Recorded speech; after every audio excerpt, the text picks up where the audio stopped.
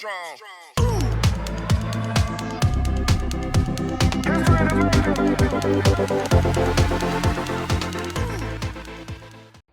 Hey, how's it going? Back here in 2021, wishing you a very happy new year, and let's continue with our stock photography challenges. So a few changes this year. Last year it was solely Shutterstock we were monitoring. This month I've uploaded a few pictures to Adobe Stock. I nearly said Photoshop there, but yeah, Adobe Stock. And we're going to add one more as well. So we're going to be doing Shutterstock, continuing on, Adobe Stock, which I've now got around 100 images on, and I'm looking for a third. So what I wanted to do was to ask you. So I've been getting a lot of good feedback in the comment sections on these videos recently, and I wanted to see which one you would recommend. So if you have a good recommendation for me, please let me know, because once I've got the images up on Adobe as well, I want to start doing it on a third platform, and we will spend this year seeing what happens to our results when we've uploaded onto 3 platforms as opposed to 1. So yeah, please let me know in the comments below. I really appreciate it. Results time, and regular viewers of the show will know it's whiteboard time. So January 2021, we've made $1.62. Starting the year off above $1, so yeah. So not that impressive really, $1.62. New viewers to the show might be thinking, what's going on here? Regular viewers of the show will know that we've started at the bottom and we're slowly building it up, so hopefully we'll get to something a little bit impressive over the next year. I do plan to really increase the output and putting a lot more images onto these platforms. Like I said, I do have a couple of hard drives full of images that haven't been uploaded yet, so it will be interesting to see what happens when we get those on. But first I would like to get the initial 500 images that I have in Shutterstock uploaded on Adobe Stock, and yeah, one more undecided stock photography website. And I want to do that because I want to see the difference of last year, where we had those 500 images just on Shutterstock, and see what happens purely by uploading them to different platforms. I'm starting with 3. I know I could do a lot more, but I'm starting with 3 just because I think that's an achievable goal. And last year I set a few goals that I didn't quite hit, so we'll start slow and hopefully build up to something. I did become a little bit disillusioned last year with the low income, and it did halt my uploads to the site. So I'm hoping this year to really push on, even if we don't make much, which we haven't done already. So we'll set the bar low and we'll try and just stay headstrong throughout the month, throughout the year, or the months and the year. I want to really push on. I want to get some real numbers up on these stock sites and see what the potential actually is. You know, we have made a little bit of money. It would be a shame to not chase that, and it is fun getting, at the minute, $1 or $2 each month, and ultimately it's quite passive considering all the work's already been done. I've already taken all these images, I've not edited them. That has taken a lot of my time, and what has really slowed down recently since I've changed jobs. So that's something I do need to increase this year if I am to successfully improve our income. I do have a few other ideas I want to explore as well. So yeah, you can check out one of my other videos I uploaded recently about how I've been making money online, not to do with photography. But I do have a few other ideas, a few other things I've been trying out, such as print on demand, and a few other things that I'm thinking about, like online stores. So how we can generate money from our photography fairly passively online. It's something I'm very interested in at the moment. For this month though, let's look at the computer. I'm going to show you our progress on Shutterstock.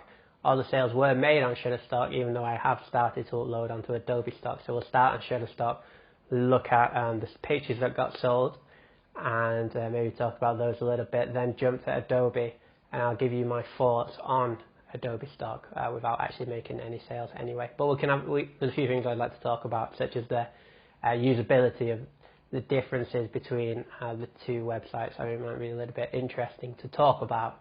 So yeah, let's jump on the computer and have a look. Let's start with Shutterstock. Okay, So yeah, our downloads, I'm going to hide that one from this month. I am recording this video a little bit late, so it's already February, but our sales from January are here. We have 1, 2, 3. So let's start with this image.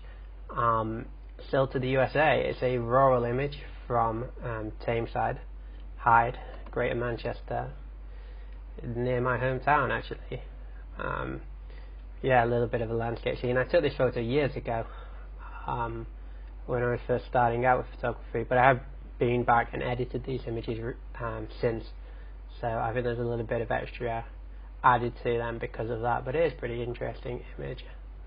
I don't think it's too terrible. Next up, again to the US, 2 sales to the US this year. Yeah, this year, 2021.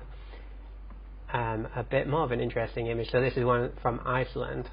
I think this is Gullfoss waterfall. A little bit of a landscape scene with the waterfall straight there in the middle. I've not actually sold that many from my trip to Iceland. I was expecting a lot more to have been sold, but perhaps this will be the fuse that sets off that explosion. And yeah, those 2 images both got 10 cents each. Yeah, that's the Shutterstock base price right now. A little bit deflating, to be fair. But this image of the Manchester Ship Canal, in a series of images that does seem to do consistently quite well in Shutterstock, which is fortunate because I've taken quite a few of these style of images in the past, has been sold for $1.42. I don't know why. I guess it's a license that what they're allowed to do with it after downloading. No information about this image. I guess it's anonymous. It doesn't tell you where it's been downloaded to. But yeah, $1.42 for that one image, which is pretty good. I don't think this is a particularly amazing image. I don't think I could sell this image as a print or as a postcard or anything really. I mean, it's not my best photo of this area.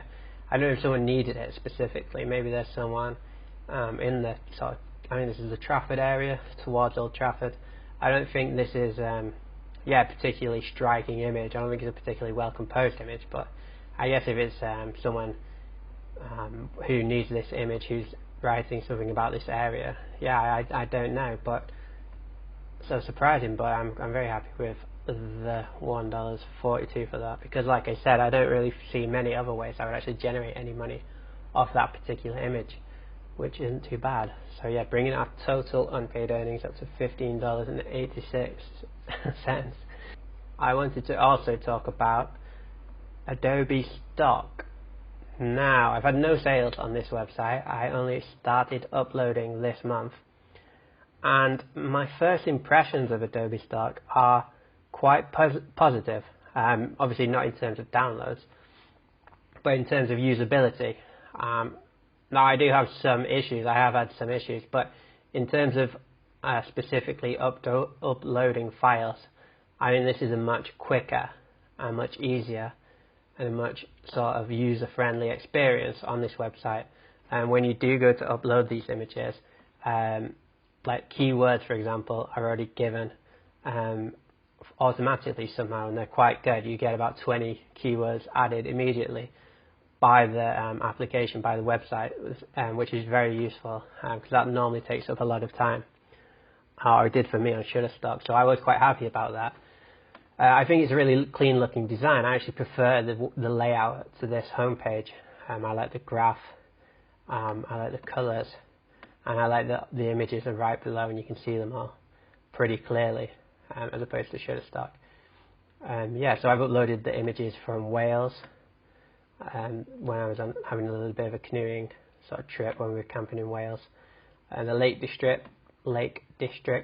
Yeah, some of my favourite images I've taken really of the hills in the English lakes, and yeah, Lake District, more from the Lake District. And next page, I have started to upload some of the pictures, yeah, from Greater Manchester, so starting with some of these more rural shots from outside of the city.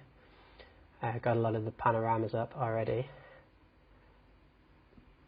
Yeah, I was surprised. I got more images rejected on Adobe which I found quite surprising because I always thought Shutterstock was pretty bad for rejecting images. But yeah, I seem to be getting more kickback by Adobe, which is maybe I need to look into a little bit more. Maybe I'd not met all the criteria for upload, so I do need to check that.